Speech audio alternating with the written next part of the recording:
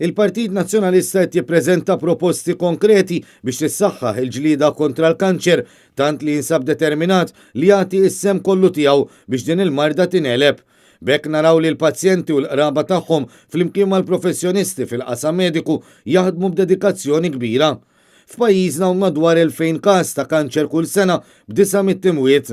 Kien għalhekk li l-Partit Nazzjonalista fassal 20 proposta konkreta li ġew mnedija waqt konferenza tal-aħbarijiet li saret quddiem iċ-ċentru tal-screening għal kanċer tas-sider mill-membru parlamentari Ewropew Francis Zamid-Dimek, mill-kelliem tal-Oppożizzjoni għas-Saħħa Stephen Spiteri u mit-tabib Michael Għaxaq propju fil-Jum Dinji kontra l-kanċer.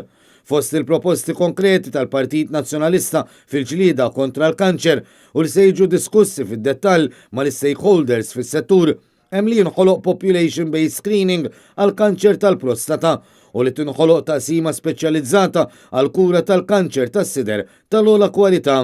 Barra minn hekk il-kelliema trattaw ukoll l-importanza ta' investiment akbar fi riċerka la darba pajjiżna jinsab it-tielet mill-aħħar f'dan is-settur.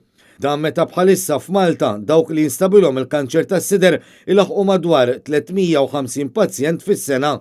Francis Zamid-Dimek enfasizza dwar l-importanza li f'pajjiżna isir investiment akbar fi riċerka filwaqt li jerġgħu joħorġu l-post-doc grants biex tkun iffaċilitata ir-riċerka fil-qasam tal-kanċer fl-Università ta' Malta. Ir-riċerka jiċċavetta biex nelbu l-kanċer u pajjiżna għandu jagħti semu wkoll.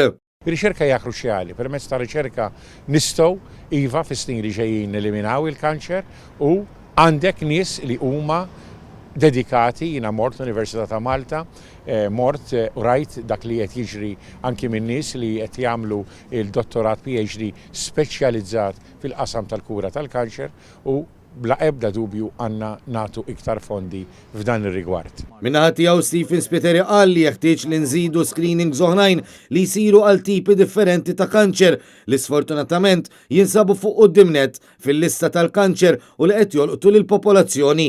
Tenna li għandhom jiżidu l-screenings li jsiru b'sistema ta' population based ħalli jkun iffaċilitat li l-kanċer jinstab fl-aktar stadju bikri, partikolarment fil-każ tal-unq tal-utru. Din il-marda ma niġġilduwix biss bit-trattament tal-aqwa kwalità, ma niġġilduwix biss billi noffru l-aħjar servizzi, iżda niġġilduha l-aktar bil-prevenzjoni.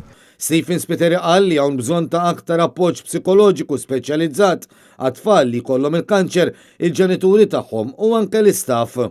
U Michael Għaxaq qal li l-Partit Nazzjonalista jrid li jkun hemm aktar fondi tal-Unjoni Ewropea u nazzjonali li jiġu allokati f'attivitajiet u f'kampanji long term bris aktar kuxjenza u prevenzjoni fil-komunitajiet.